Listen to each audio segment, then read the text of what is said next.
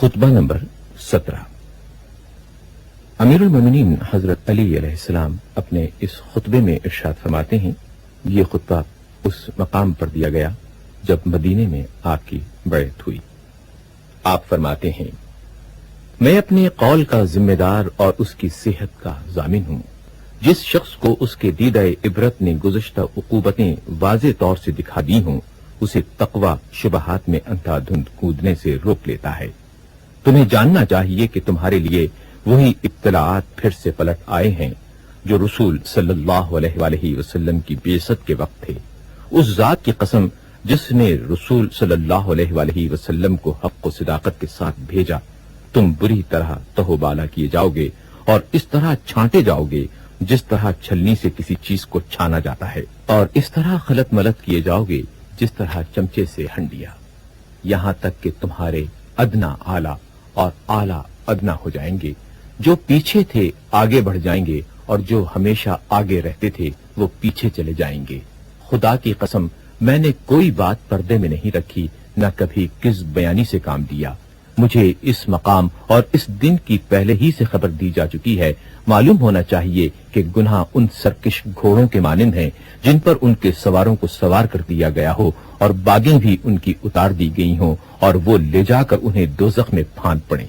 और तकवा राम की हुई सवारियों के मानिंद है जिन पर उनके सवारों को सवार किया गया हो, इस तरह के बागें उनके हाथ में दे दी गई हों और वो उन्हें बा इत्मीनान ले जाकर जन्नत में उतार दें।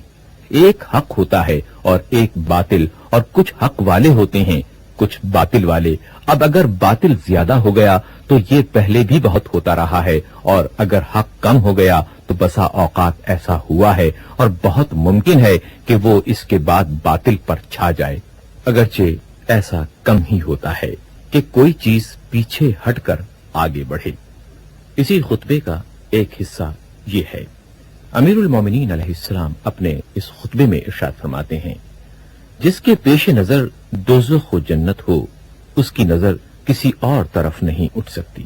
जो तेज कदम दौड़ने वाला है और नजाती याफ्ता है, और जो तलबगार हो मगर सुस्त रफ्तार, उसे भी तवक्को हो सकती है, मगर जो इरादतन कोताही करने वाला हो उसे तो दोज़ख ही में गिरना है। दाएं बाएं गुमराही की राहें हैं और दरमियानी रास्ता ही सिराते मुस्तकीम है।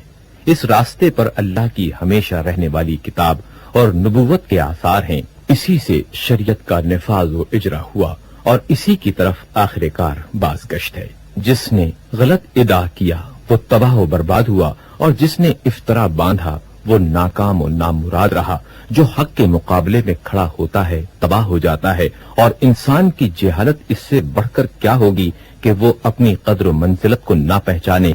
वो असलो असास जो तकवा पर हो बर्बाद नहीं होती, और उसके होते हुए किसी कौम की किश्त अमल बेआब व खुश्क नहीं रहती। तुम अपने घर के गोशों में छुप कर बैठ जाओ, आपस के झगड़ों की इस्लाह करो। तौबा तुम्हारे अक़्द में है। हमद करने वाला सिर्फ अपने परवरदिगार की हमद करे, और भला बुरा कहने वाला अपने ही नफ्स की मलामत करे।